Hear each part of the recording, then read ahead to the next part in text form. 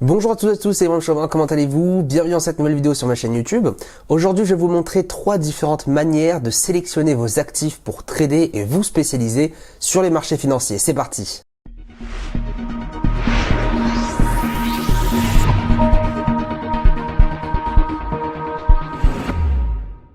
En tant que débutant, lorsque vous allez commencer sur les marchés financiers, c'est vrai qu'il est très compliqué en fait de vraiment se concentrer sur des actifs en particulier et on a effectivement tendance à s'éparpiller un petit peu trop. Quand j'ai commencé le trading, c'était pas rare du coup de me voir avec ma plateforme MetaTrader 4, peut-être à essayer de chercher des opportunités sur 10, 15 marchés différents et au final, le fait de vraiment essayer de chercher des opportunités à droite à gauche sur 15 000 marchés différents, eh bien j'en trouvais pas. Pourquoi? Parce que j'étais constamment en train d'essayer de balayer tout ce qui se passait à côté et le problème c'est que j'étais tellement concentré ailleurs que je n'étais pas assez focus sur un seul marché. Et aujourd'hui justement j'aimerais vous parler de 3 manières dont vous allez pouvoir sélectionner vos actifs. Elles sont primordiales parce que la plupart d'entre vous et la plupart d'entre nous ont tendance justement à sélectionner ces actifs uniquement en fonction du graphique. Or ce n'est pas tout le temps une bonne chose parce qu'il y a quand même différentes variables à prendre en compte et c'est ce qu'on va voir maintenant. Lorsque vous commencez sur les marchés financiers, beaucoup de traders et moi y compris, vous conseille en tout cas de commencer avec 4 à 5 actifs maximum.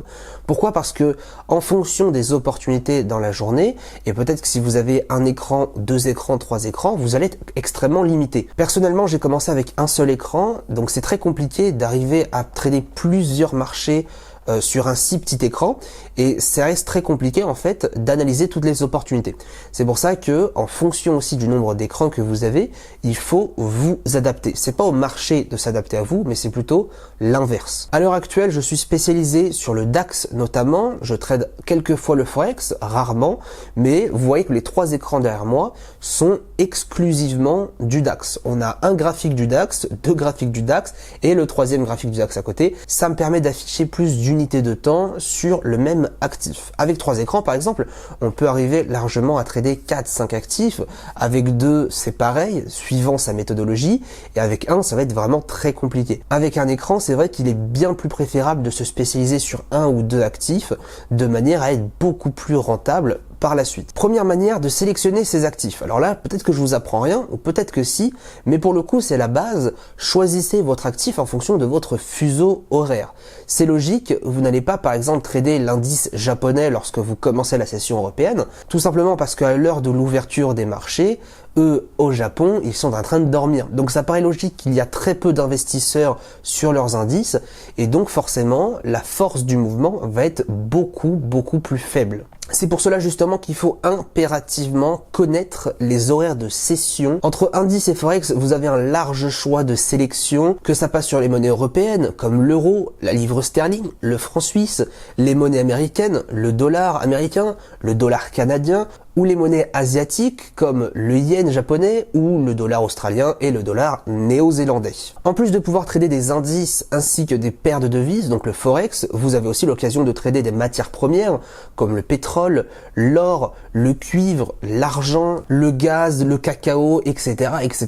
Vous avez une très grande liste de choix. Mais bien sûr, tous les actifs ne sont pas si intéressants à trader en fonction de votre style de trading. C'est pour cela qu'il faut impérativement vous coller en fonction du fuseau horaire que vous tradez. Si je suis donc en Europe, je vais effectivement éviter de trader tous les marchés uniques asiatiques de type Nikkei, où la principale quantité de traders sont justement des Japonais. Bien sûr, on exclut toutes les paires majeures. Par exemple, si vous me dites, oui, mais est-ce que je peux trader du coup le dollar américain contre le yen, donc l'USD yen? Oui, dans ces cas-là, bien sûr, on peut, parce que tout simplement, ce sont des marchés majeurs, c'est-à-dire que on a l'euro-dollar, le GBP-USD, l'USD-yen, ce sont les 3 paires les plus tradées du Forex. Et effectivement, comme elles regroupent une capitalisation extrêmement importante, vous pouvez largement trader sur ces marchés qui sont étonnamment pas en corrélation justement avec des paires européennes. Aucun souci sur ça justement, puisqu'encore une fois, ce sont des paires majeures. Deuxième manière justement de sélectionner vos actifs, c'est de voir en fonction du prix, en fonction du graphique. Il est important justement, lorsque vous allez ouvrir votre graphique, en fonction de votre style de trading,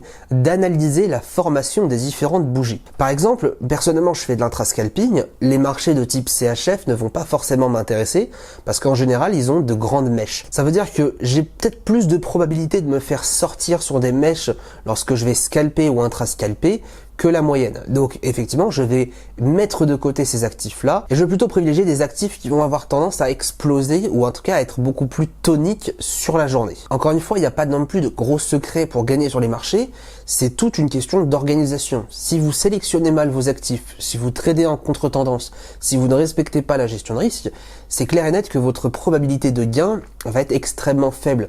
Et de ce fait, eh bien, ça va être très compliqué, eh bien, d'être surtout assidu. Parce que si vous n'avez pas une bonne assiduité sur les marchés, eh bien, vous ne pourrez pas espérer rester longtemps devant les écrans. Encore une fois, je vous encourage réellement à vous spécialiser sur des actifs plutôt que d'essayer de chercher à droite à gauche sur une liste de 150 actifs. L'idée vraiment, c'est de connaître votre marché. Parce que un actif se traite différemment d'un autre. Je vais pas trader l'euro-dollar comme je vais trader l'USD-yen, je vais pas trader le CAC comme je vais trader le DAX, etc. Et si vous connaissez les spécificités de votre marché, si vous connaissez en fait tout simplement les petits filons, comment il se comporte, sa réaction sur différents mouvements, vous allez pouvoir de 1 à mieux gérer vos trades et de 2 à avoir un ressenti plus important. Troisième et dernière manière de sélectionner ces actifs, c'est tout simplement les spreads. C'est quand même la base, je vous le mets en dernier parce que c'est quand même le plus important, mais le spread c'est aussi bien ce qui peut vous faire gagner comme ce qui peut vous faire perdre. Pourquoi? Parce que la commission, donc la différence entre l'achat et la vente, peut être plus ou moins importante suivant l'actif.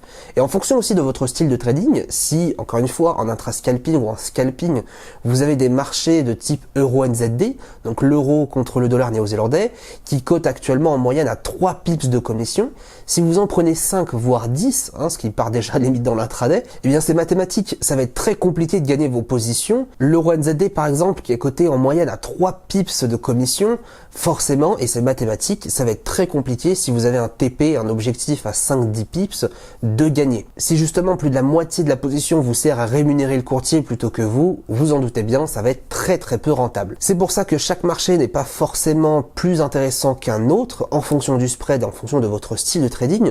C'est sûr que si vous faites du swing trading, ça va avoir peu d'importance, de l'intraday moyennement, et plus vous vous rapprochez du court terme, et plus les commissions doivent être moins importantes. Vous prenez une paire par exemple comme le DAX, un pips fixe chez la plupart des courtiers, ça c'est super intéressant parce que le DAX quand il décale, ça peut faire 50-100 pips de mouvement.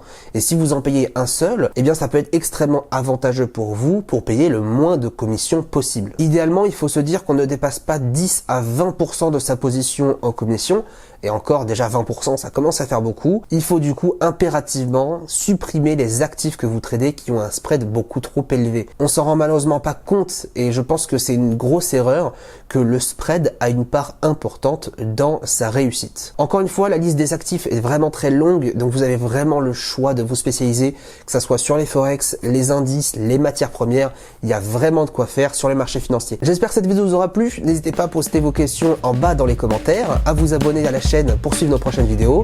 Bonne journée à tous et à bientôt.